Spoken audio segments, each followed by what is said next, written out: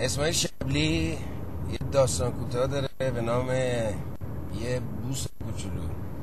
حکایت دوتا رفیقه، یکی دو دستی چسبیده به این دنیا، یکی دنبال یه جایی بهتر از این دنیا. و اینکه یه روز این دوتا رفیق تو سیل گیر میکنن، آب خروش اونها رو ور میداره با خودش میبره. درست تو لحظه ای که فکر میکنن دیگه کارش تموم شده، آب اونا رو پرت میکنه رو شاخه‌های یه درخت تنومندی که هنوز باورده بوده. مردی که عاشق دنیا بوده شاخه‌های درخت و محکم چسبیده بود و داشته فریاد میزده کمک کمک کمک. رفیقش آروم یه شاخه کوچولو گرفته بود دستش رو همینجوری وایساده بود و هیچی هم نمیگفته.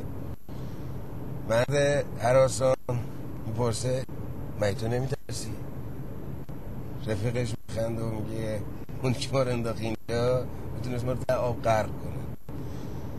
اگه وجدانت راحت و آسوده باشه مرگ مثل یه بوس کوچولو میمونه، اگه آلوده گناه باشه